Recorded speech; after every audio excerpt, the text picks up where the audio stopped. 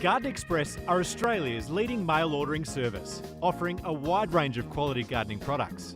Each week on the Garden Gurus Live, the team at Garden Express will share a weekly offer. So make sure after today's show, you jump online and visit their website.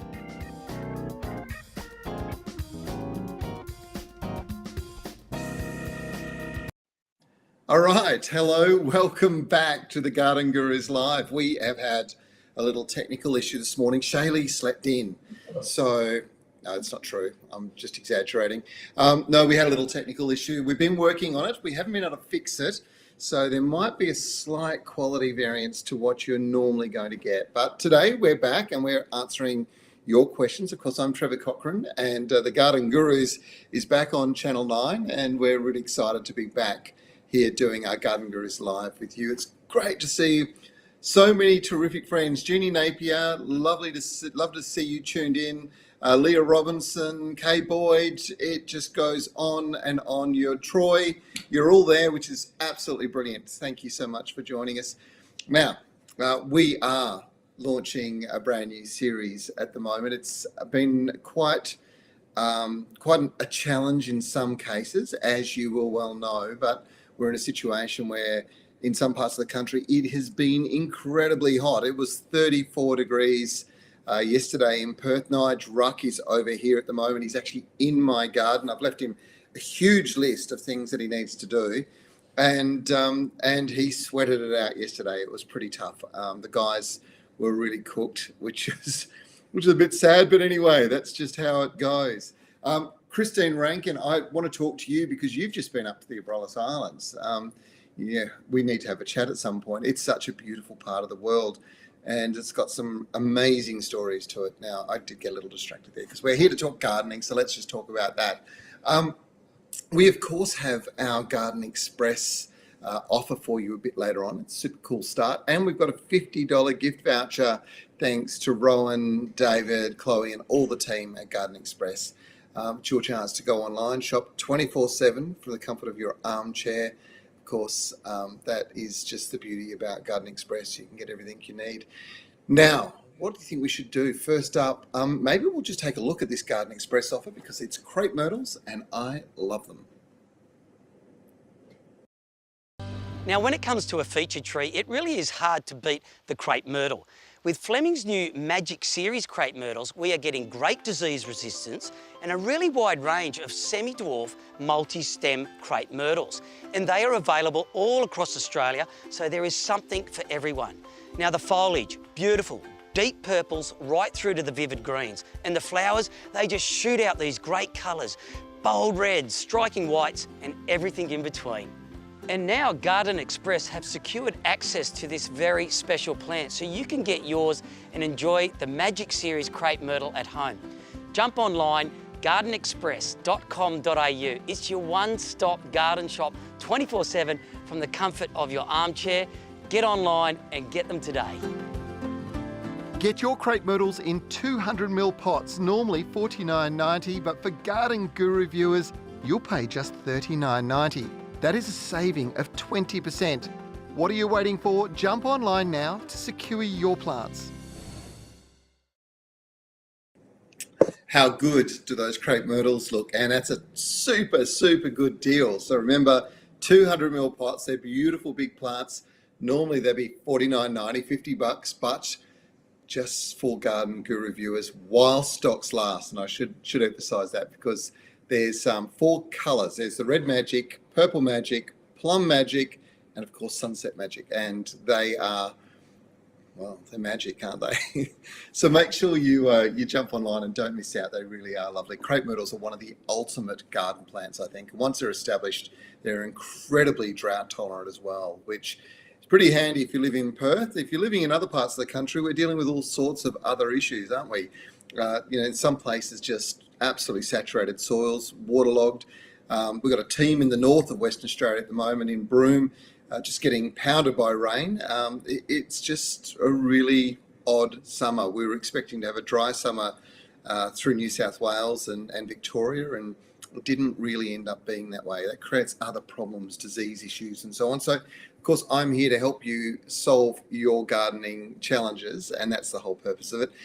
If you would like to get a garden question answered, please just let me know where you are. Now, that is state, city, or town. If you need to give us some location descriptions, please do that. If you're on the coast, for example, and you're in deep sandy soils, give me a little bit of background before you go asking the question. Of course, if it's something that needs a little bit better description, then maybe the thing to do is to send us a photograph, which you can also do. And I think maybe Shaylee might be able to pop up a little how-to a bit later on in the show. But we'll get into all the questions because there are so many of them. And the very first one today is Jeannie Napier. Hello, Jeannie. It's great to have you back with us. And anthuriums. You got your Garden Express anthurium. Looked fantastic. We've got some photographs there. That's them in the box. Looks great. This is them now. Okay. Not looking quite as happy, Jeannie. Now, interesting thing about those is that they are one of those plants that they do like to be watered at least 2 to 3 times a week with about half a cup or so of water. So not quite that much, about half. And if you do that, you'll find that it should grow quite well. Doesn't hurt to give them a feed. These ones are prolific, so even when it's unhappy, it's still trying to flower for you, which is a good sign. But your location looks okay to me. I think that it's probably just a little bit of fertilizer, a little bit more love, probably a bit of a shot with sea salt just at the moment will help it an awful lot as well. Jeannie, hopefully that's going to give you a bit of comfort. You're right, it could be the air conditioning system. It could be any number of things. The air conditioning does dry these plants out a fair bit too. So let's see how we go. Remember, let me know where you're from. Amy McAloney, I hope I got that right, Amy. How are you? You're in Dandenong. Okay, so this is in Victoria, great part of the world. Let's have a look. What is the best way to propagate succulents? Easy for kids aged 5 to 12, please. Okay, really simple, Amy. This is one of those classic sort of things. You can either get a succulent propagation mix, so you can buy it in a little bag and it's pre-mixed. You can get coarse river sand and some cocoa peat or peat and mix them at a rate of about 50-50 into a small pot. Now, with succulents, you can either take cuttings or you can take leaf cuttings. And that's literally pulling the leaves off the plant and then popping them straight into that soil mix. Now, you don't need to add water to them. You don't need to do any of those kinds of things with this one. You water it after you put it in. You water it once a week. That's all you need to do. And those leaves, if they're pushed into the top, what's that? 1-2 centimeters of soil, they'll drop little roots out and then shoots will appear and they'll start growing. It takes about 6 weeks before you'll start to see those roots appear. So the kids have to be patient, but pretty much every succulent grows that way, with the probably exception of the agaves, which, you know, they're more take the pups and pop pups into new little pots. But the key with the whole thing is actually free draining soils, that mixture of coarse river sand and cocoa peat or proper peat, which is still possible to get a hold of. It's not necessarily environmentally friendly to do so, but if you can get cocoa peat, it's always a good way to go. Hopefully that helps. I think it's one of those interesting ones, and it would be a really good one for the kids to do something for Mother's Day, which isn't that far away, Amy. Good point. Susan Doney, hello, you're in Warnbro, and Warnbro is back over here in Perth. It's sort of down on the coast, and it's famous for its alkaline soils, so it can be a little bit of a challenge, Susan. Let's have a bit of a look at your question. I need some advice on my lemonade lemon tree. Now, if you know the lemonade, it is a very sweet lemon. Basically, it's not a sour lemon, it's a very mild lemon. It's terrific, and you can just squeeze it, and that's pretty much your lemonade. It was going well, but now the new leaves are coming out, crinkly, curly. What can I put on these, please? Well, first of all, let's work out what the problem is. And that crinkly, curly, as the new shoots come out, there's a moth that's very active just on dusk. Now, this particular moth comes in and it lays a little egg just under the skin of that soft new growth. And when that little egg hatches and the growth is still going on, there's a little caterpillar in there, and it eats what we call the epidermal layer. So just under the skin of the leaf, it'll go through and eat all that soft tissue in there. And of course, what it does is, as the leaf's coming out, causes it to twist and gnarl, and you'll see the actually squiggly little lines underneath the leaf where this little grub went through. Now, this is called citrus leaf miner. And probably the best thing you can do, and it's a very simple thing, is just to get yourself a little trigger pack sprayer of white oil, pest oil, eco oil, any of those horticultural oils. Spray over the foliage around about 5 o'clock in the afternoon. Do it every second or third day for maybe, I don't know, 2 to 3 weeks, and you'll break the breeding cycle. So the moth is active in the early evening. And what happens is when it lands on that stem and it's got all this oil, moths on their legs have all this fur, and that hair, that fur gets saturated in oil, and they hate it. So they won't lay their eggs there. They won't land on the plant. They'll go away. And after a period of time, as long as they don't have any other hosts nearby, they'll just move on. You won't see populations. They'll kind of manage their way back down. That's probably the easiest way to describe it. Hopefully that made sense. Okay, where are we? Now here's one of my favourites. Annie Michaelatis, how are you? It's great to have you with us. Now, you made, we've got a standard homemade bug spray, but what is your latest and greatest homemade bug spray recipe? All right, well, you know what, there's a lot of them. All of them have a couple of things in common. So generally, whatever you're using needs to be extremely pungent, so very strong odour. And there's a number of things like the beautiful pelargonium, the citrus pelargonium. There's a few of them that have got that. There's another one that's peppermint, and all of them have the same effect. So you can take those leaves, crush them up, sit them in a container with water, a jar ideally with water, overnight. Use that. Use a little bit of white oil in there. So you're probably talking, when I say a little bit, 10 mils. You can put crushed chili in there, or chili flakes is even better. And the last thing that's very, very important is garlic. So pop those in there, and you put the 3 of those very pungent, very active natural controls with a little bit of white oil in there. Shake it like crazy, pop it into a sprayer, get out, spray around the plants that have got a few pests on them, and I promise you, they'll stay away. And it's all it's doing is it's just deterring them. They just don't like the combination. There is one other thing that we've been using. We've got a big problem. We built a beautiful native garden over the summer months in Kings Park at a place called Mount Eliza House. Now, huge number of small, beautiful little West Australian native plants went into the garden beds, and we rolled out a whole bunch of lawn. And the lawn variety we used was Kikuyu. Now, all of it was fine. There's no problems at all, except for we have a huge population of crows there. There's probably 20 or so. And for a few days, they walked around picking all of the little seedlings out and throwing them to one side. So we were going back and replanting, which is quite annoying.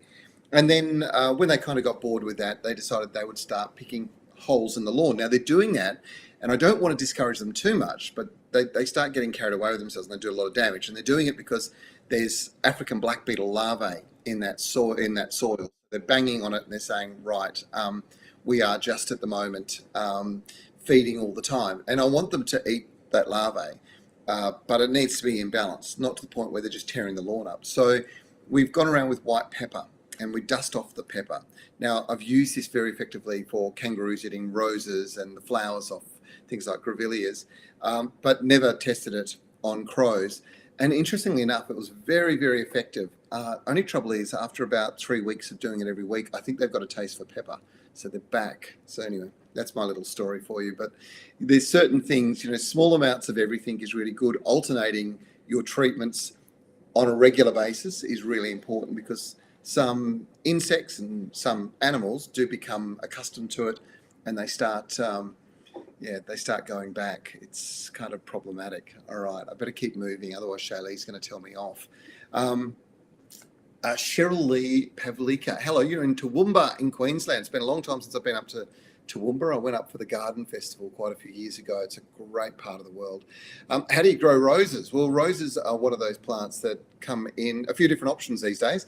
The world's most famous rose and most popular for a long period of time has been the flower carpet roses, and they will grow in Toowoomba because you do get a bit dry. They'll grow quite well, but they grow on their own roots. As a general comment, unless they're on a standard, but they grow on their own roots and they'll do quite well. But most roses are actually grafted. So traditional rose bushes are going to be on a particular rootstock. In Western Australia, in really sandy soils, we use one over here called Fortuniana. It's a Chinese wild rose. On the East Coast, there's a lot of roses grown on a couple of different rootstocks. Now, the reason we grow them on rootstocks is the rootstocks are wild roses for a start, so they've got more vigour. And that's really what you're looking for. But you don't want too much vigour. I always remember catching up with the great late David Austin, and he hated his roses being grafted on Fortuniana here because it's so vigorous that the actual roses themselves would be up in the air above your head. And he designed his roses to grow so that they were coming up and you could bend over and smell the roses and the aroma would come up. So it just depends on what it is you're looking to do. But a few little tricks. Roses do love rich organic soil. If you can add clay, that is kaolin clay, to the soil, mix it up if it's a sandy soil. If it's a heavy soil, if you've got a loam, don't even worry. Don't do anything. You don't need to worry about it. If you have got quite a heavy soil, that can be very problematic. So you're better to mound up with a really good compost and plant your rose in the top of the mound. So it just depends on your soil type and the environment you're in. Couple of little things with roses, they require good ventilation, otherwise they get a lot of fungal diseases. So don't plant them too close together. Spread them out as much as you possibly can, and feed them. This is a gross feeding plant. They are extremely productive plants, and they produce lots and lots of flowers, but you have to feed them. And the last thing and most important thing is you have to prune them. Now, a lot of the time, we used to think, oh, it's got to be cut to an outward-facing 45-degree bud. So you've got your stem like this. There's a leaf comes out here, and in there is what we call the axis, and there is a bud sitting in there. And if you cut the top off on a 45-degree angle, the bud's going to grow that way. But the truth of the matter is, the most important thing to do with roses, whether you get the pruning right or not, the most important thing to do is to prune them. So whether you're using a hedge trimmer or whether you're using secateurs, it's been proven that it probably doesn't make a huge amount of difference. Just make sure you feed them and prune them and they'll do their job. All right, now, Diane Hannigan. Hello, I'm not sure where you're from, Diane, but it probably doesn't matter with this particular question. Can you please do a section on baby dendrobiums from Garden Express you mentioned last year? How to look after them, potting media, watering, fertiliser, do they need to rest in winter? Really good questions, Diane. And look, I'll give you a little bit of advice straight away. So those beautiful dwarf dendrobiums are just magnificent. Trick with them, really coarse potting mix. So literally open, airy potting mix, bark, charcoal, not a lot of fines in there at all.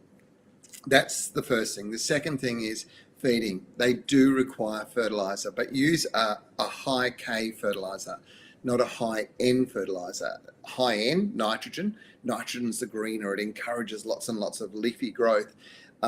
That's okay when you're trying to get them established, but what they won't do is produce a lot of flower. So if you're using high K, you will get a good result. Now, sticking with the theme that Annie asked before about with organics, a great way to promote flower in something like a dendrobium is to actually put banana skins into the top of the pot. So when you've had your bananas and any scraps that are left over from the bananas, just go into the top of the pot. They're a rich source of potassium and not a bad source of phosphorus as well. So there's a little tip for you. It's a good way to actually trigger flowering. Works really well with things like anthuriums, there you go, and also spathiphyllums can really trigger the flowering actually for you with spathiphyllums, because as that banana skin breaks down, it also releases ethylene gas. That ethylene gas is a trigger for flowering with certain plants. So yeah, There we go. Lots of information coming your way. It's been a while. I want to share everything with you that I possibly can. Just whilst we were away, we had the most amazing time. So we've been off filming around the world. I don't know if you caught recently, we had the Explore TV series filmed in Portugal and Spain. It was an amazing experience. But whilst that was on air, we were actually in Antarctica. And we've just completed filming a 4-episode series in southern Argentina and Antarctica. And when we were in Argentina, we spent a lot of time in Buenos Aires, and Buenos Aires is absolutely beautiful. It is it's known as the Paris of South America. It is just a gorgeous city. And in 1729, the fathers of that city knew that it was going to grow to be something pretty big. It has the biggest immigration of Europeans outside of Europe, of anywhere in the world except for the US. And so it really does have all these beautiful European buildings and big wide streets and promenades, and it's just lovely. But one of the things that they do have is this really broad range of stunning trees from all over the world. Argentina is, of course, the home of the jacaranda, so beautiful jacaranda-lined streets everywhere you go, but so many magnificent trees, including Moreton Bay figs, which we saw at their very famous cemetery. And another one that recently, I should have brought the nut in. I'll bring it in next week and show you. A tree that I have in my garden. I have 2 of them in my garden, and I'm a big fan of them, albeit you can't have them in places where people live because they have this, or walk or frequent, because they're this huge nut, and it's the bunya pine.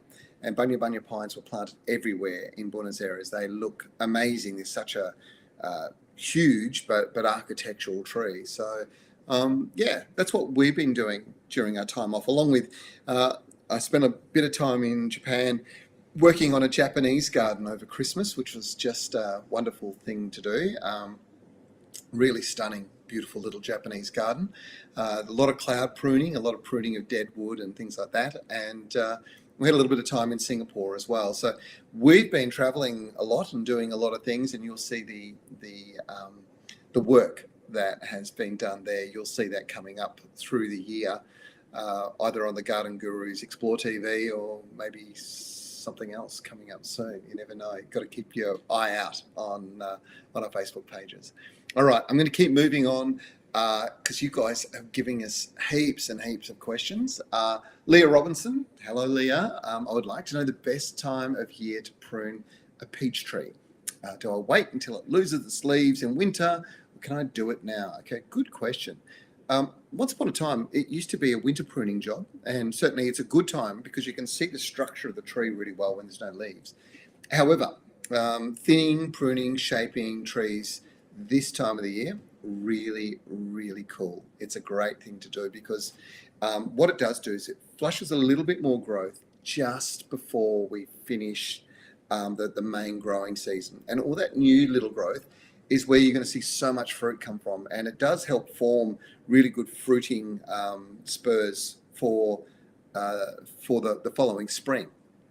So pruning now, okay. A little bit of pruning in winter, that's okay too. Just don't go too hard if you're going to do it now. Leah, hopefully that helps.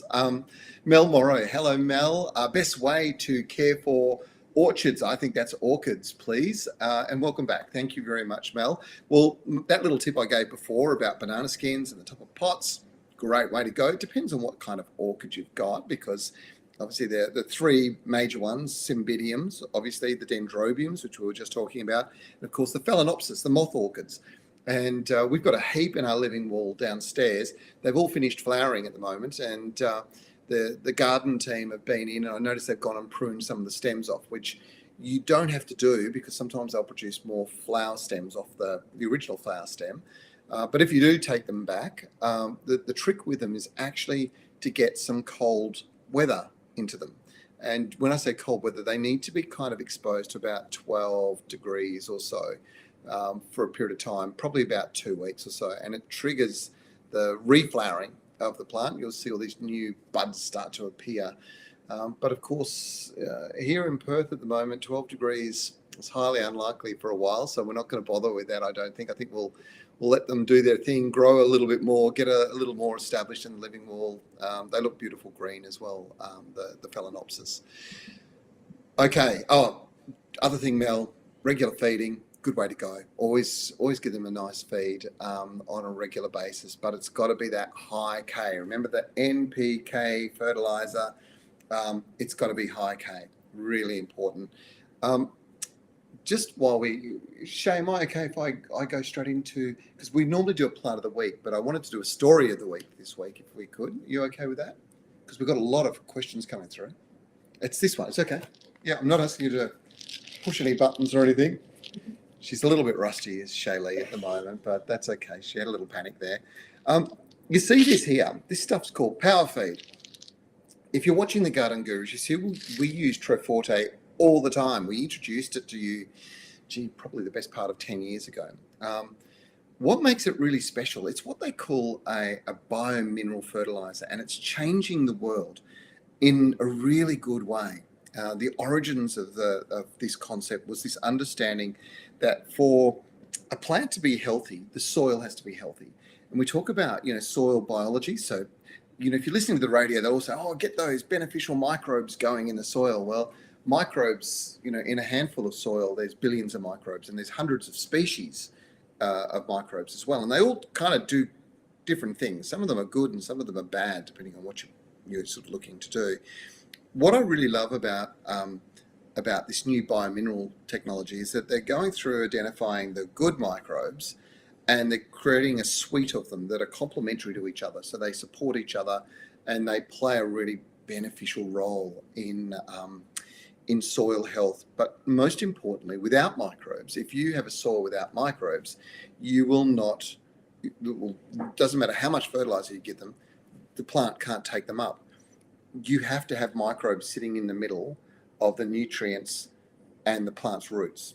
And quite literally, fungus connect to the plant's roots, and they transfer the minerals in a soluble form to the plant. They're actually eating it, eating the minerals, and then providing that in a soluble form as a fertilizer for the plant. I don't want to confuse you with it, but what I do want to emphasize is that when you do this, you do a lot of things. One is you improve the nutrient uptake. You don't have to use a lot. In fact, a great case study I did last year was I had the opportunity to go to Carnarvon, which is a town about 10 hours north of Perth. It's got deep sandy soils. It's got a big river system. The Gascoyne River flows through there out into the ocean. It's on the edge of the ocean. It's a food bowl in many ways for Western Australia, for Perth. All of our tomatoes, all of our capsicums, chilies, but most importantly, bananas, and all the melons all come from that region at certain times of the year. They're really good. They're absolutely fantastic. What's really interesting is that they've always had to feed huge amounts of fertilizer to these plants, which, in productive plants, that's pretty much the way it goes. But they've been trying these biominerals for a long period of time now. And what they've worked out, and bananas were the standout crop for me this particular time around, was that they feed a crop of bananas, and in 18 months, that crop is producing full hands of bananas. They're using 10% of the nitrogen that they would use on other bananas, which take 28 months to produce the same size sort of banana bunches. The thing that's really, really important is we've reduced the amount of fertilizer we're using. But more importantly, what we are doing that's really, really positive is that we're building up the soil carbon mass. Now, you'd have to say to yourself, well, how can that happen if you're feeding plants and they're taking up all the goodness? Well, it gets down to that biomass that's built up from the billions of microbes that are in the soil. So by enhancing the microbial life, by building it up, they're actually seeing an increase of 10% carbon per year in the soil that they've been feeding with the biominerals. So biominerals is what we call Treforte technology, and I've been a massive fan of it. I use it in my garden, so I've got absolutely no problem recommending it to everybody. Now, a lot of people get a bit frustrated because they say, well, actually, I can't find somebody who sells Troforte. And that's okay because Troforte is not everywhere. It's only available through independent garden centres. But Troforte technology is actually available in your local Bunnings store in this power feed product. And there's a few different types. This is different to traditional Troforte too, but it uses the same technology. So it's using microbes. It's using a very comprehensive suite of mineral nutrients. And that's really important when it comes to edible plants in particular. So I wanted to emphasize to you that probably the job of the moment at the moment for gardeners this weekend is to feed your plants. We're coming out of the worst of summer. A lot of them are trying to recover. They've actually got burns. In my garden, there's a lot of burnt plants. And I've been going through and just pruning them back at the moment. They've all just received fertiliser. It has rained in Perth for the first time really in the best part of 3 to 4 months. And I think that it's a vitally important thing that as you start to cool down going into the autumn, you start to get all this new growth, that you support it with fertiliser. And particularly if you're growing edible plants, if you're putting in your autumn crops now, you should be putting this stuff in because it's not just putting the minerals into the soil, it's boosting the soil's microbial activity. And that's what biominerals are about. That's what Troforte technology does. It feeds the soil, and then as a consequence, the soil feeds your plants. I go on and on about it, but I can't recommend it enough for you. It will deliver incredible results. You've just got to try it and you've got to see it to believe it. It's fantastic stuff. All right, I'm going to keep moving. Troy Devereaux is a great friend of ours, and he says, I was fortunate enough to win the Troforte M Prize pack last year. Put it to test on my 10-year-old mango tree, which has only ever averaged 2 fruit a year. This year, I have a nice crop of 60. So very happy. Thanks. Great feedback, Troy. And you know what? That anecdotal evidence is the stuff that we all experience. So people who, once you've tried it, you just don't go back. It really does deliver these results. So thanks for that feedback, Troy. It's really good. Christiane, I'm not sure where you're from, but your question is a really good one. How can I get my custard apple to grow? Or is it a dwarf? It looks to me like it is not grafted. It looks very small. It's in a pot. Custard apples are a pretty vigorous tree. Mine at home, I have to keep hacking back all the time. And it's probably, 2 meters tall by 4 meters wide because I'm constantly bringing the height down and trying to contain the growth. I would suggest to you that fertilizer and out of the pot into the ground, or alternatively into a larger pot, so like a wine barrel in really good soil. Custard apples are another one that's a gross feeder. They're semi-deciduous, so they have kind of a dormancy period, but right now they're growing like crazy and there should be fruit appearing, certainly flowers everywhere. And if you're not getting that, it's a bit of a problem. So take a look into it. All right, let's just keep rolling along because I've got lots of questions coming to you. Marsha Blake is in Perth. Hello, Marsha. I was wondering if you knew whether crepe myrtle trees have invasive or sucker-style root systems. You're in Harvey? Okay. It's an older variety. The main one I get gets a fungal disease every season when it comes back. Okay, this is the problem with crepe myrtles. They do get powdery mildew over the foliage. The old varieties are particularly bad in certain areas. That's where dry climates, open, no planting in around the outside of them, so you allow as much ventilation through as you possibly can. All of those things are really, really important. What I would say to you, though, is the new varieties have been bred in such a way that they're very resistant to those fungal diseases. They do not have invasive root systems. They do have quite a solid root system, but it's not an invasive kind of root system. It doesn't seek out pipes. It doesn't want excessive amounts of water. It's quite happy to be dry during the summer. There's 3 things with crepe myrtles. You've got the flower, which is absolutely beautiful, summer flowering. You've got the foliage, which in the autumn turns this amazing copper colour. And it's always sensational. The new varieties, as you would have seen with Simon showing that earlier on, a lot of them actually have this beautiful, rich red, ruby colour almost to it as it comes out, which is a great feature. The bit that I love the most is the trunks. They've got these wonderful mottled trunks. So when they become quite mature, if you pop an uplight underneath them, it just shines onto that during the winter time, and all you see is this beautiful feature. It's a tree that's got a lot going for it, and I think honestly every garden should have one. I think most of our street vergers should be either with citrus trees or alternatively with crepe myrtles, because wherever they're sort of put, they just look fantastic. And once they're established, they do need to get established, but once they've got that root system down, they can tolerate long dry periods of time. So hopefully that helps. You don't have to do anything with the one that you've got. I don't think it's going to be in your root system, but it could be something else that's nearby.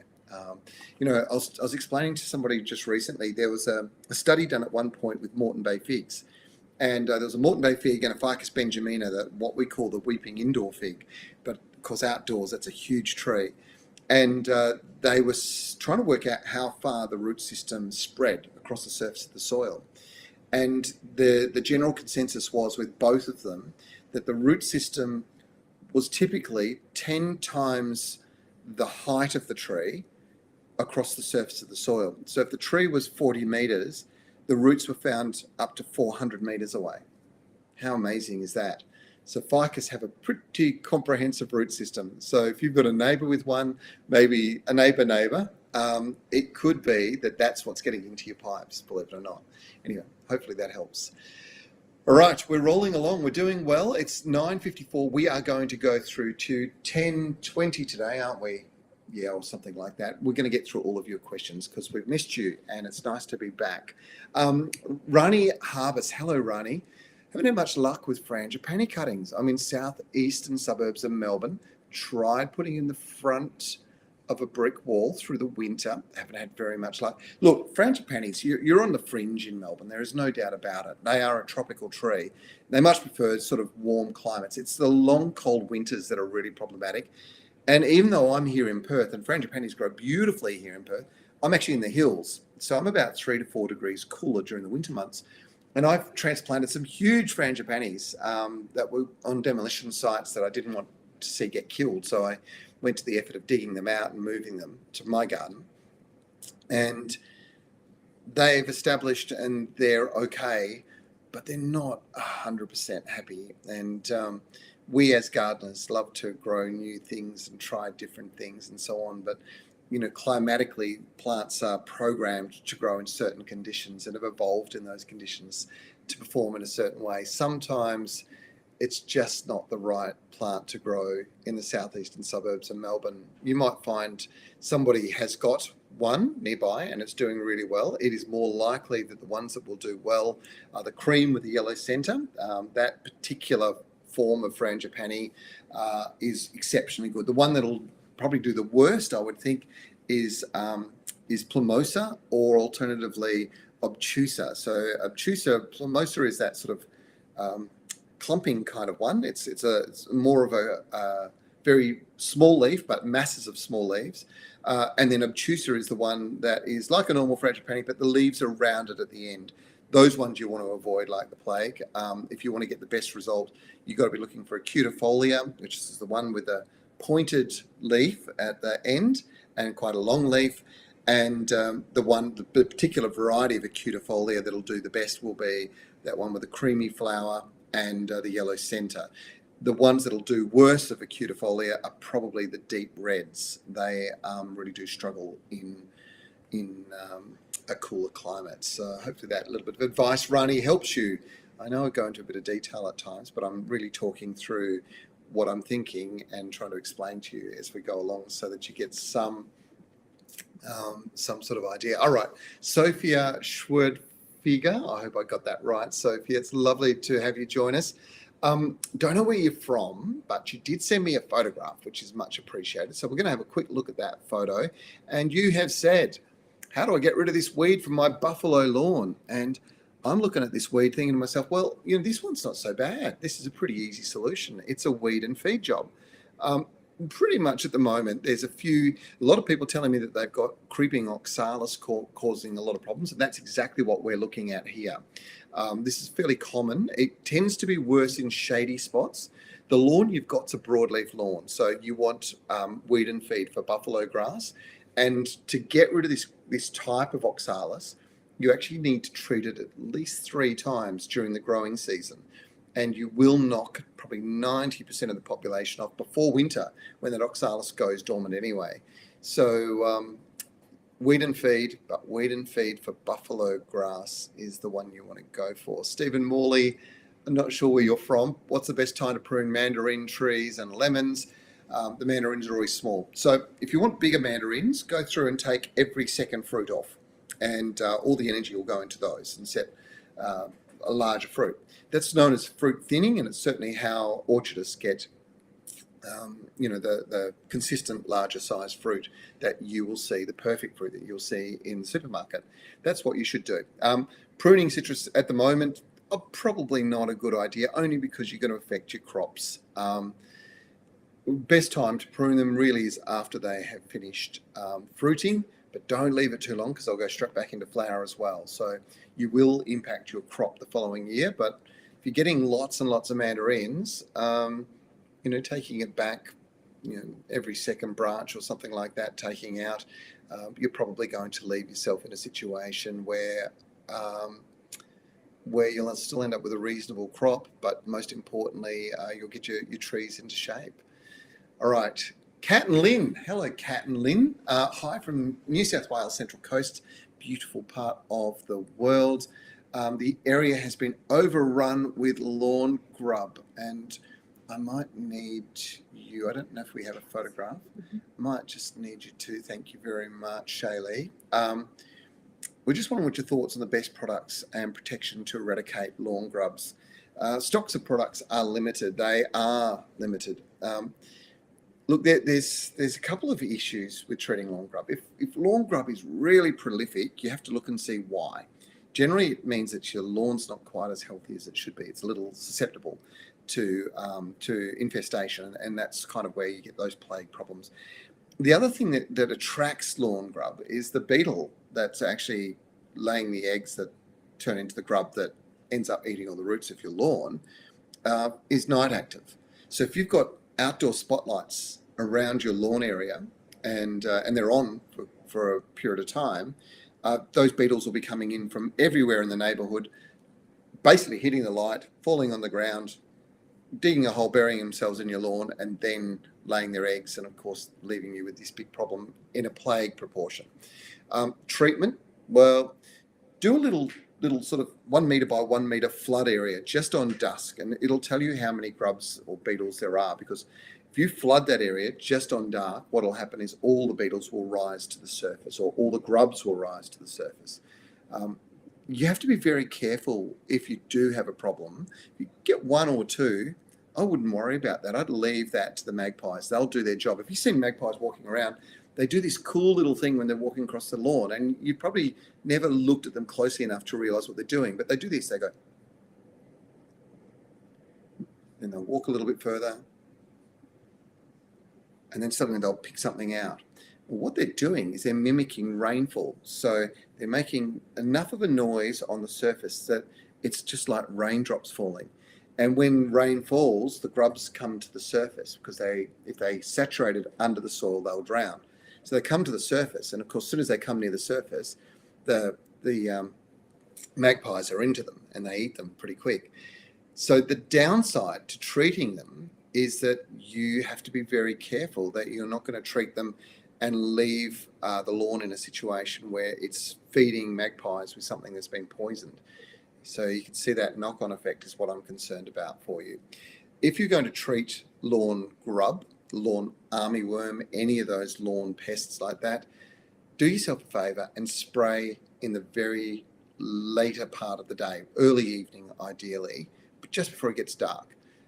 What will happen is magpies are not really interested. They've been feeding all day. They're not going to come down. The grubs will, a lot of them will come to the surface and they will die, but they'll be dead the following morning and long gone. And it's highly unlikely that the birds will come and eat them. So just a little bit of advice there you need to be conscious of.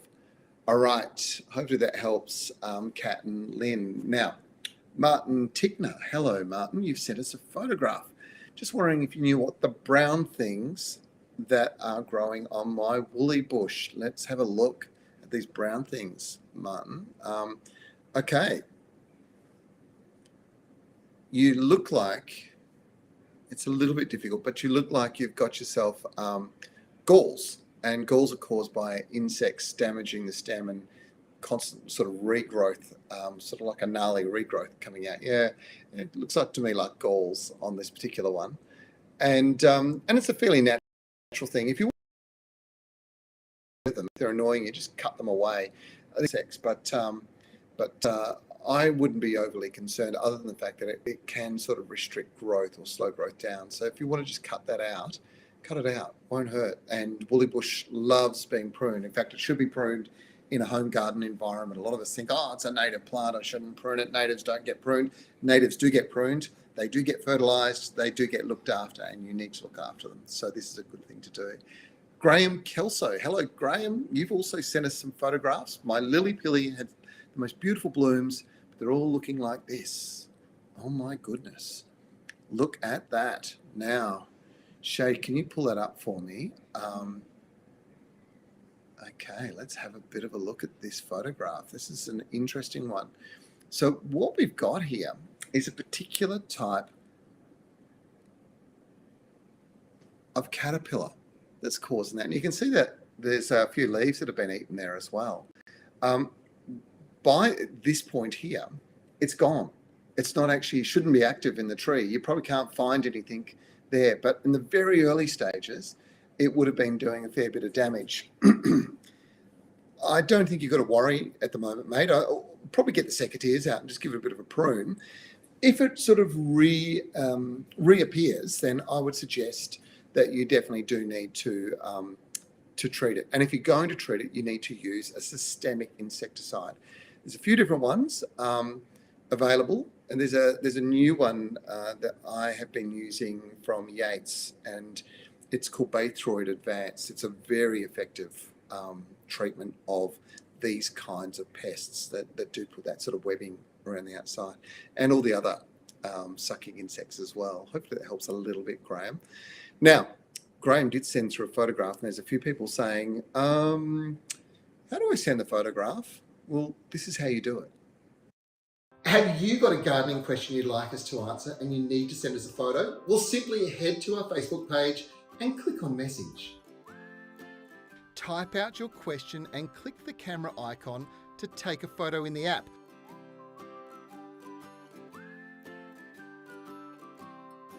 Or click the image option and select the image you want to send us. Be sure to allow Facebook access to your camera and camera roll. We check our messages regularly, so sit back and be sure to tune in to the Garden Gurus Facebook Live show every Friday, and you'll hear your answer. Isn't it nice to be back and it's all together, this big family of ours? We've got lots and lots of your questions coming through. I'm going to really try and fly through and get as many as we can done. I do have an interview coming up with you, or for you, with a good mate of mine, and we have had him on the show before.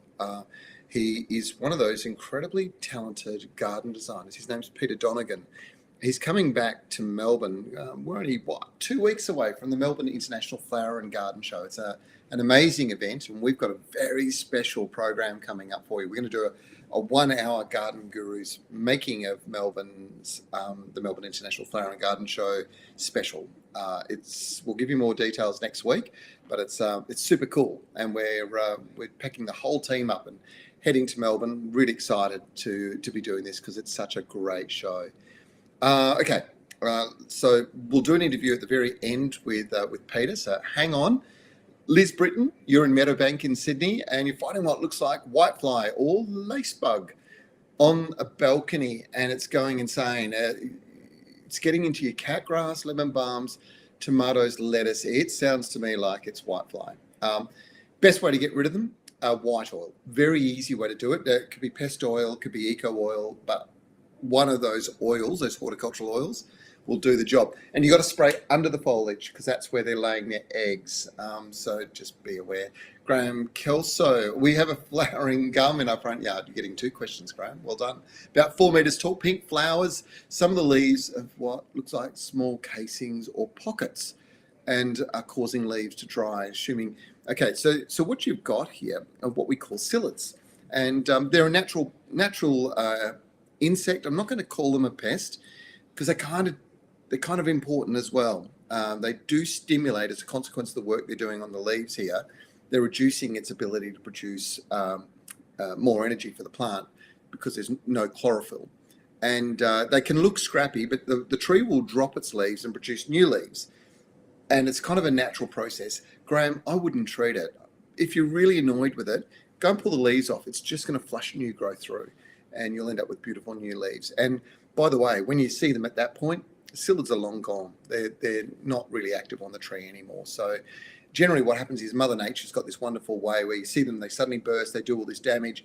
And just as they're doing the damage, all the predatory insects are building up around the outside and they're actually eating the population. And it comes back to this sort of manageable level so that it's never too extreme. So that's, if you go and spray, you're going to kill the beneficial insects as well as the baddies. I would leave it. I think that's my advice for you, Graham. Pick those leaves off if it's really annoying you. Jeff and Rita Mapstone, well, you know, we go back a long way now. You guys have been supporting us for a long period of time and we really appreciate it. What potting mix would you use for potted blueberries? You're in Delaney's Creek in Queensland near Woodford. So we're growing blueberries in pots. Great idea.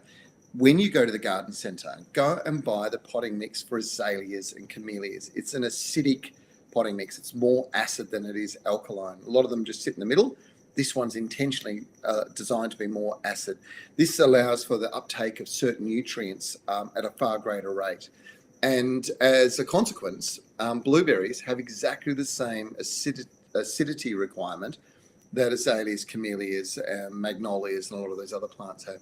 So use that potting mix and it'll do the job for you. Marcia Blake, when's the best time to cut back a grapevine, please? Have it growing over our bird coop. You can kind of prune grapes at any time. I'm often ongoing with my pruning. The 2 most important times, obviously winter time, you can cut them back really hard. And then when they're growing and they're producing fruit, as soon as you see new growth coming out as that new fruit's going into production, take all the new growth off. And then all the energy goes into producing the fruit. So hopefully that helps. Susan Sharp, my roses have chili thrip. I've used all the recommended sprays and I still can't get rid of it. And now the rose looks like they're dying. All right. I just mentioned before, there is this Baythroid. It's from Yates, a product called Baythroid Advanced. Really effective, Susan. It will kill all the chili thrip. It is a really effective control of it. So give that a go. Rita Warboys, I hope I got that right, Rita. You sent us a photograph, thank you. Are you able to tell me what's going wrong with our orange tree, what I can do to fix it? Okay. Can't really tell too much from that photograph at the moment, but Shaylee's going to stick it up for me to have a bit of a look on a bigger screen. To me, you can see how the leaves are curled, and when leaves on citrus, when they roll this way, backwards, if you like, that's a sign of deficiency of a trace element called copper. When they roll this way, you've got another trace element deficiency. So the tree itself is not actually, got any yellowing in it. It's just showing that that's probably what it's lacking. So I would be giving it a good dose of trace elements right now. And that can be done in the form of trace elements, rock minerals, or an all-purpose fertilizer. You can get this stuff, but for fruiting trees. And that's really important. That's not the main problem, though, with this tree. And this is a really classic example of that particular problem we talked about right at the beginning of the show, and that is citrus leaf miner. It's that moth that's active in the early evening. I would go through and prune all of this foliage off, this damaged foliage, and I would be waiting for the first flush of new growth, and as soon as it comes through, spray it with white oil, pest oil, or eco oil, but one of the oils, and do it in the early evening, not during the day. And for anywhere in the country at the moment that's still getting temperatures over 30 degrees, don't spray it at all with any of those oils. It's just a risk of burning. So now Linda Gaspar has asked an interesting question. Do you recommend all the power feed range. I don't have a comment for you because I haven't used all of the power feed range, but what I wanted to highlight was that a lot of people say they can't get Troforte technology. They can't get their hands on Troforte M. Well, you can get it in that. And you can see, have a look at the container, and it's this tiny little logo just down there, which really doesn't do it justice, I don't think. But it says uses Troforte technology, which means you've got beneficial microbes in here and a more complex nutrient supply. And it's a controlled release, which is the other important thing. So that means that it's releasing nutrients over a longer period of time. Biomineral technology is what I was raving about before. It really is the future. So hopefully that happens. Linda Gaspers asked the question, best time to fertilise citrus? Well, probably now's not a bad time. It's producing fruit, but don't give it too much. Just a small amount, particularly if you've got a bit of yellowing in the foliage and so on. That's always going to be good. And remember, if you're using a complex nutrient like Troforte M or this power feed for fruit, one of the really cool things about that is that its complexity of minerals that go into the soil and then taken up by the roots ends up in the fruit, which means that you don't have to worry about things like vitamin tablets because you're lacking iron or magnesium or one of those essential mineral nutrients. All right, I'm going to keep rolling along. Rhonda Jennings Harper, North Victoria. Hi, I live in Northern Victoria. I'd like to know if I would be able to grow a frangipani. We talked about it before. You know, if you're on the fringe, it can be a bit hard, but I am going to say to you that frangipanis will grow in Victoria. They just maybe not quite as good as they are when you see them in the tropics, that's all. But yeah, in Northern Victoria, you should be able to grow them quite well. Keep rolling along. Connie Fernandez. I'm not sure where you're from though, Connie. If you have an episode with a plant, the root looks like a sweet potato, you eat it and it helps to I know what you're asking, Connie. You're asking about the time that I did the story on Yacon, because it happens sort of every autumn. I've got Yacon plants growing in my garden, and about this time of the year, well, probably another month or so, we start pulling tubers out and eating the tubers. The tubers taste like a cross between an apple and a pear. It's the best way for me to describe it. The interesting thing about that particular plant is that when you eat it, it has this fiber in it. It builds up in your gut, and it builds up the microbes in your gut. Remember, we're talking about microbes in the soil, microbes in our gut. We know they're essential to our overall health. This builds them up. It means that you're healthier, but it also releases the sugars. So it lowers your blood sugar level. Most importantly, it helps you lose weight. And so every time I tell this story, people go, I could drop a few kilos, that wouldn't hurt. I'm going to get myself some Yacon. Not easy to get. That's the downside. They are a bit of a challenge. Check out Garden Express. Check out one of the specialist fruit tree nurseries like Daly's. In Western Australia, I think you might find them in your local Waldeck store. In Victoria, you might find them at Garden World. And in New South Wales, maybe Eden Gardens, or alternatively, I'm not sure actually, Flower Power may, but go and ask for it. Tends to be more an independent garden centre kind of product than it is a major chain like Bunnings. So just a little bit of advice there. Yacon, Y-A-C-O-N. It's also known as the ground apple. It is delicious. It is good for you. And it is best grown at home because you can't buy it in shops because it doesn't hold very well. You can buy it though in little tiny containers as a liquid in your local health store, and it's kind of like, I don't know, like 4 drops or something like that in your cup of tea or something in the morning, and it's meant to do the same thing for you. I don't know, I haven't tried that, but I am aware that's incredibly expensive. Those little bottles are, I don't know, $40 or something like that, whereas a plant probably costs you 20, and once it's in the ground, that's it. Keeps going. Kayleen Harding, hello again. You're in Queensland. Queensland's a big state, by the way. Let me know if you're in the north or in the south, or in the west even. In future, Kayleen, I was wondering if there is a good treatment for little mites I have in the soil of my African violet pots. Plants don't seem to be suffering growth-wise, but there's these little light-coloured patches on some of the leaves. The light coloured patches are probably through watering. So when you water over the foliage, that will cause that white colour, and you shouldn't water over the foliage of African violets. It's no good for them at all. They're best bottom fed. And if you're watching, I think it's this weekend's episode of the Garden Gurus, there's this great story on the brilliantly bred bloomin orange range of African violets, and did this great interview.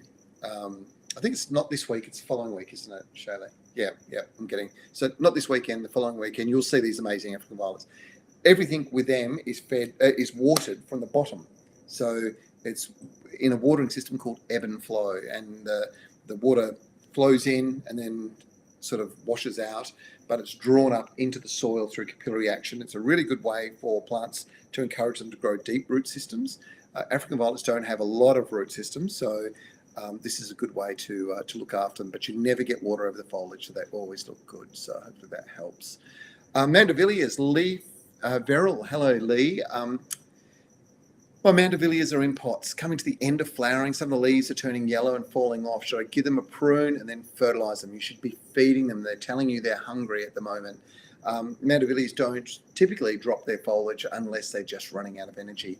And they're really clever. So what they want to do is they want to grow. So all the nutrients that are sitting in those old leaves, they'll take them out, push them all the way up the stem, and they'll go into the new leaves. And then the old leaves will turn yellow and look pretty cruddy. So pick the old leaves off now, give them a feed, give them a light prune, and they should keep going for some period of time. You should have flowers going right through until June, depending on where you are.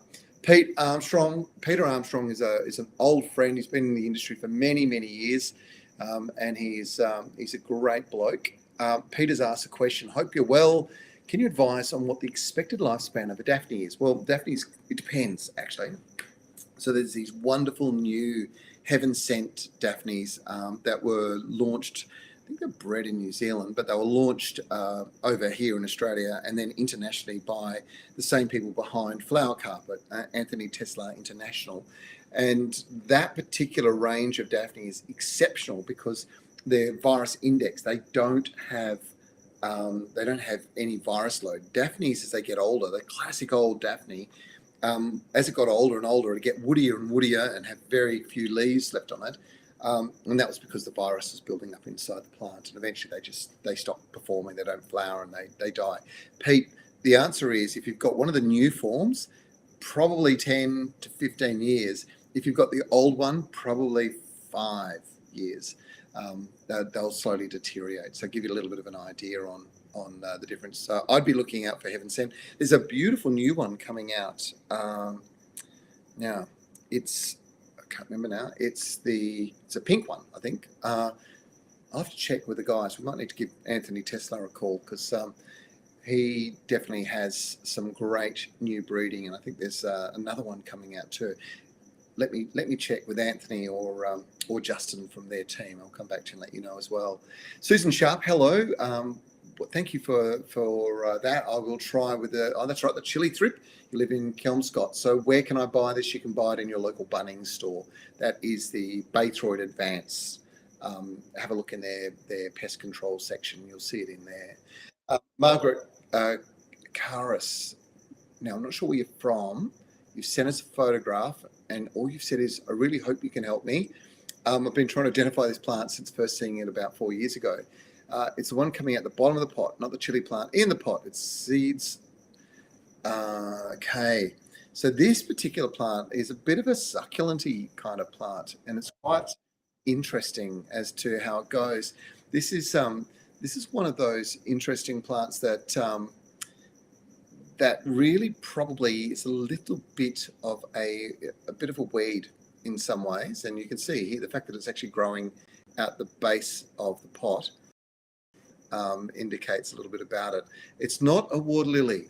I'm not quite sure why Shaylee sent that up, but we did do a little bit of a check on it the other day, and we did come up with a name for you, and I just can't think of it off the top of my head. But sorry, it's not a water lily. Is it not? No, it's not. No, Shaylee's just saying, oh, it's a water lily. I said, no, that's not. It's definitely not a water lily. It'll come up. It'll come back to me sometime soon. Anyway. Oh, I emailed you about it. Yeah, we were talking about it the other day. Anyway, leave it with me. I'll come back to you with the name. It is actually a really easy self-seeding, and I think you've actually pointed it out there. Plant, it tends to pop up in the cracks in brick paving and stuff like that. One of the tricks with it is it doesn't want big pots. It wants pots for it to grow really successfully. So hopefully that helps. And as soon as I identify it, I'll come back to you. There's a lot going on in this little brain. Sharon Jenkins, you're on the 30th floor of the CBD building.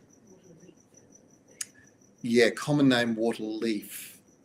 Now, what is that botanical name? Water leaf. Anyway, I'll keep thinking about it. Sharon Jenkins, you're on the 30th floor of the CBD building.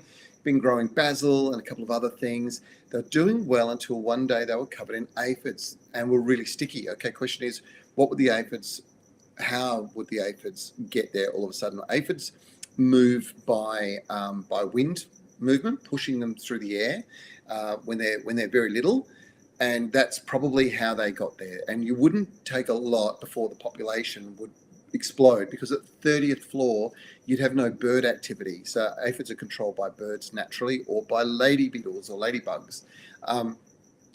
But they probably wouldn't be able to get up there. So I would say that it's just unlucky. You got a couple in there, and now they're able to go into plague proportion. So what I would recommend you do, use a little bit of garlic spray. That's all you need for aphids. Spray it over the top and wash them off, and they will be gone. They will be gone. They don't like it, but that should help. Katrina Rademacher in Perth, you've sent us some photographs as well. Let's have a bit of a look at this photograph. Okay. Oh, okay. No, maybe we don't have this photograph. I've got a plum tree which has lines going up the trunk, and also the leaves are starting to droop. Have it in a pot until we get to a new home. What's happened before the heat? This all happened before the heat wave. Water twice a day on really hot days. Okay, the lines going up and down the bark is okay. It's actually the trees getting bigger, and you're actually seeing literally fracture marks as the bark's starting to stretch out. That's all it is. That'll be fine. Jennifer Hardy Hanley, I've got to smile and say you are exactly right. We do have a cricket in the background. It's driving everybody in here mad, because my office is just full of plants. We've got plants everywhere, and we have got a population of crickets in here that chirp away. It probably drives the sound guys crazier than it does the rest of us. I think it's kind of nice. But hopefully you don't mind it in the background. Diane McCowan is on the Gold Coast. What could be eating my passion fruit, vine, stem and leaves? Okay, well, there's a few bugs that will eat them. This time of the year, caterpillars, there's a couple of grubs that will really love them. They get into them and cause a fair bit of damage. Best thing to do is there is a product called Success. Get that Success and spray it over the foliage. It's really super effective in controlling these bugs. We're going to run out of time the way we're going. Diane McCowan, that was you. Di McKenna, hello. How do we get rid of aphids on your desert stir peas? Okay, that's pretty interesting. You're in regional South Australia. You do not want to be applying anything like white oil or anything like that. Best thing you can do is get out with a hose this time of the year and just hose them over vigorously. It'll wash them off. It will bring the population down. But as soon as the weather conditions drop a little bit, you can use a spray, and something like a garlic spray or a garlic chili spray is the ideal scenario probably for those particular plants. Janie Nicholson, you're in Adelaide. Well-established Kidia palms need repotting. Some of the pots have grown to the ground. What do I do? When's a good time to do it in Adelaide? Is there anything you need to avoid as to not to damage plants? Don't worry, because they don't mind a little bit of root damage, Kidia palms. It'll just stimulate new root growth. Use a really, really good potting mix. We've got 7 questions. We're going to answer those, and we're going to go to the interview with Peter Donegan, and then we're going to finish up for this week, but we will be back next week. I'm going to get through these questions for you. Narelle Jane, just watched an episode of The Garden Gurus. It was in Perth. And gentleman took us around his yard showing his maple tree, his mango tree. I think that gentleman might be me, Narelle. And also a root vegetable that tasted between an apple and a pear. That was the one we're talking about. Lowers blood sugar. It helps you lose weight. It is called Yacon, Y-A-C-O-N. And now's the time to get your hands on it. And because you're in Perth, Waldex Garden Centres. I'm pretty sure they've got them. Cindy Zwiniel, I hope I got that right. I watched the show the other day. There's a plant you could eat straight from the ground and it helps lose weight. It is the same one, Cindy. Yacon, Y-A-C-O-N. How popular that story is. Let's do it one more time. And Tony Patterson in New South Wales, wondering about the plant where you eat the tubers and it helps you lose weight. It's called Yacon, Y-A-C-O-N. It's really good for gut health, really, really good, obviously, for helping lose weight, reduce blood sugar levels. Super cool. Makes me smile. It's great when we do a story and you all remember it and it touches you in some way. So thank you for that. From Becky, thanks so much. She said she loves the show. Watched an episode this morning, caught the tail end. Fantastic pond was shown. For the life of me, cannot remember the name of the product. I can't seem to find it online. Pots are round, plastic, in lots of bright colours to choose from. Now, I'm going to give you a website. I want you to pull this one up. It's called,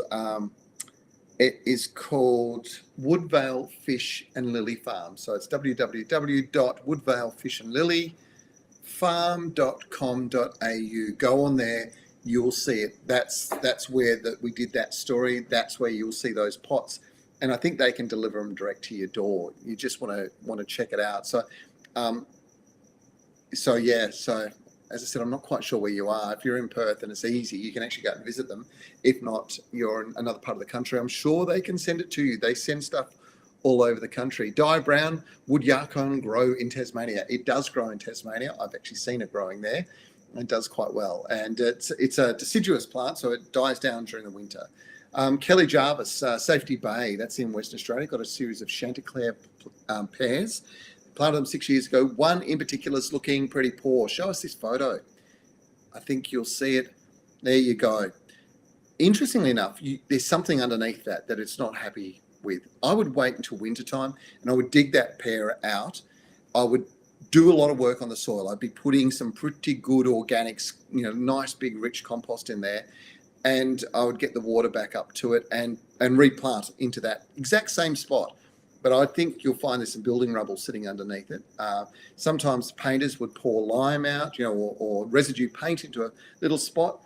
That's where it is, because that pear should be the same as all the other pears. There's no reason why that should be looking so poor, short of it not getting water, and it doesn't look like it. It's too close to the others. So dig it out during winter when it's gone dormant, and that should work. I'm watching this show as I type. It's ad time. Just wanted to ask a question. My lemonade lemon tree, and it had it in a pot. Oh, Susan, yeah, it was going well. New leaves coming out, crinkly curly. We talked about it before. That is, of course, citrus leaf miner, and hopefully you spray it with a little bit of eco oil or pest oil or white oil on dusk, and it'll control that citrus leaf miner.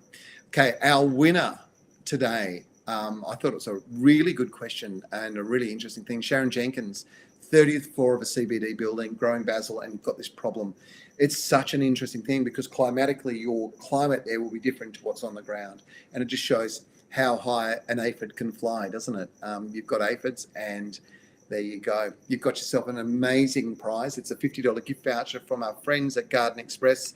Remember, they are the one-stop gardening shop online 24/7. You'll be able to claim that gift voucher pretty soon and go shopping. It should be really cool.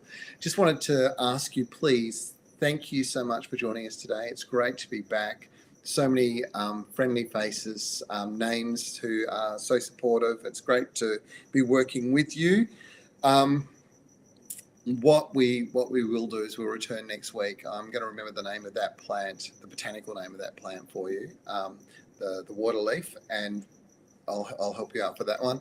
And we'll answer all of your garden questions, of course. Keep sending them through. Send us lots and lots of photographs. Please like our page, like the feed. Share it with your friends, tell your friends. The more that tune in, the better it is for us as well. Now, I promised you that I would give you an insight into one of the most remarkable gardens that you will ever see. It's coming up. It's literally just about to be built. at the Melbourne International Flower and Garden Show in Carlton Gardens. Peter Donegan is a fabulous Irish garden designer based in Dublin. He's coming over. It's his garden design. He's working with Semken Landscapes. As we speak, they're bringing a plane to go into this garden. It might be best if I let Peter explain it. The Melbourne International Flower and Garden Show is not very far away, and somebody who's not too far away from Melbourne very soon is going to be Peter Donegan, the gold medal winning garden designer from Dublin, who's coming across with a brand new garden this year. Peter, welcome to the Garden Gurus Live. Tell me about this spectacular new garden you've got designed. It's the featured show garden this year, Trevor, I'm delighted to say, and always good to see you again. I think on this occasion, myself, Martin Semken Landscaping are back together again, I'm delighted to say as well. And it's in support of the DFWA, or the Defence Force Welfare Association. And it's a bittersweet story in a sense, because ultimately what we have is an aircraft that flies 3.5 meters above head height. Yep. So they'll see this airplane mid-flight going over the trees, and ultimately it's a tale of sorrow, which is what makes it bittersweet. Yeah. Okay, so just take me back a step. So the viewers of this show will have no idea that you've actually got a full-size plane as part of your garden design. It's not a full-size Boeing 747 show garden. Dimensions don't allow that. We're obviously about 18 meters by 16 meters dimensions. But yeah, the plane is 3.5 meters above head height, and we've based it in 1984. The gentleman on this occasion is about 40 years of age, and it'll be set like a Hollywood movie set, where I think Lilydale Lawn started growing the weeds into the grass roof for us around about last October. The trees are, I think the tallest tree we have is about 10, 11 meters tall. The list goes on. It really is a beautiful collaboration between Melbourne and surrounds, absolute finest growers and producers and makers of this wonderful show garden, for which I'm but one tiny part of. And I think the woo in maybe is this Cherokee plane that flies overhead. But again, I'll say that it's a bittersweet tale, unfortunately. And whilst I'm not a politician nor any form of, I'm just a guy who daydreams gardens and figures out how to make that story become a reality.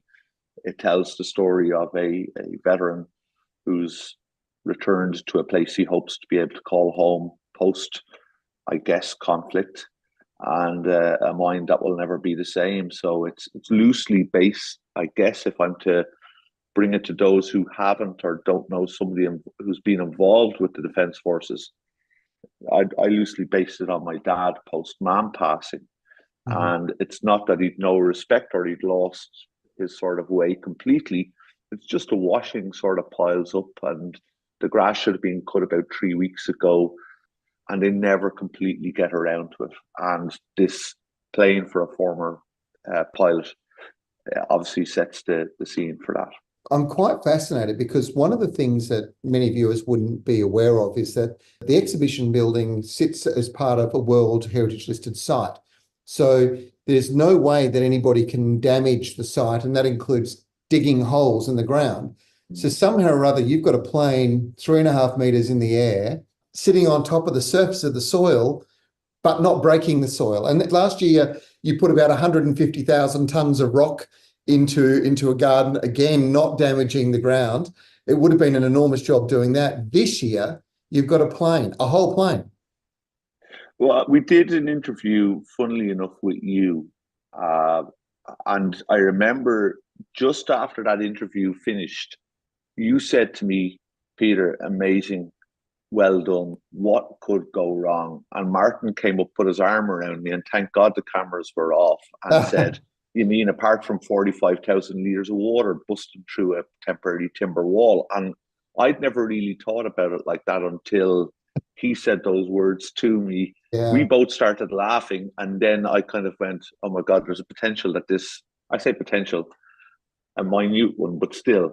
Yeah. And it is what it is. We described last year as the most difficult build he'd ever done in his career, and certainly the most difficult design I'd ever come up with. This one, I think, on a different level, which is maybe of emotion, and maybe the subject matter that it touches on makes it a little bit more difficult in that context rather than of a build. And again, Martin, he's the most medal contractor in the history of the show. I'm humbled to get to work beside him and his team. Yeah, great guy. But at the same token, I think there's just sometimes, or there's a moment in time, if I might borrow the name of the garden, where you turn around and say, well, maybe on a higher level, if you get this one slightly wrong when the defence forces are a part of it, and obviously I know we've got the backing of them, and it's wonderful to have that, but at the same token, you know, it's a funny one. You draw a picture for mom when you're 6 years of age. Sometimes she puts it on the fridge and you know she's going to smile, but you're never too sure of that until you actually hand her the little picture. And in this case, the similarities in that analogy are quite on par, if I'm brutally honest. Yeah. How long does it take you to come up with a concept and then, you know, turn that into a brief for a landscaper? This one, funnily enough, started in probably around 2018 when I was designing the gardens at Château-Perron in northern France. We did 2 gardens at the 13th century castle, and they had one exhibition there, Trevor, called Amour, which is a paradox. It explains loosely how the ministries would have paired soldiers together with a bow or a love before they went to the First World Wars and the Second World Wars, and then when they returned, politely put, how the mind was never the same and how divorce rates, to give you one statistics, went exponential post return. And that never really left me to go to what happened with MIFGS, or Melbourne International Flower and Garden Show, and Martin. I think I rang them and said, would it be okay if I put a plane into a garden? They said yes. And I spoke with it's not as simple as it sounds, I promise you. But then I put 8 lines of text together, and Martin fell in love with the story by text, and then it became, okay, go ahead, turn this to drawing. We make it into equation. This takes a month or 2. And by about October, we were ready to go with a garden that we knew could be built on time, on budget, on song, on everything that tied in with the dates that we had set as 1984, etc. And it's a difficult brief in a sense to come up with, but we're working off of 3 walls ultimately of drawings and figures alongside Martin and the team at IMG to make sure that we can make this daydream appear like it's always been there, albeit but for 5 days at the show. Yeah, it's an incredible feat. How many days is it going to take to build? Well, we've 9 from date of start, which is this coming Monday, I think, up until day of judging. There's 9 days in total there, and then it's doors open to the public, so there's no rest. I think we're starting on a bank holiday weekend, as far as I'm aware, and we just go straight the way through. So it'll be 5-6 hours sleep a night, and then appear like I've just beautifully rested in time for the public to come in and hopefully wish us all the best and smile at what we've made. Well, look, I'm sure it's going to be pretty spectacular, mate. Now, we are going to cover this as part of a 1-hour special, the making of the Melbourne International Flower and Garden Show. We're covering 5 designers. You will be one of them. I'm looking forward to seeing you there in about a week or so's time. But look, congratulations. What an amazing creative mind you have. I'm really looking forward to seeing it turn into something quite spectacular. It's the first time I've heard of anybody thinking about bringing a plane into Melbourne and into the beautiful Carlton Gardens. So it's going to be spectacular, I'm sure. Look forward to seeing you there, Peter. Thanks so much, and safe travels as you come over. Pleasure as always, Trevor. Thank you so much. And look forward to chatting soon. See you soon. That's great, mates. Well done.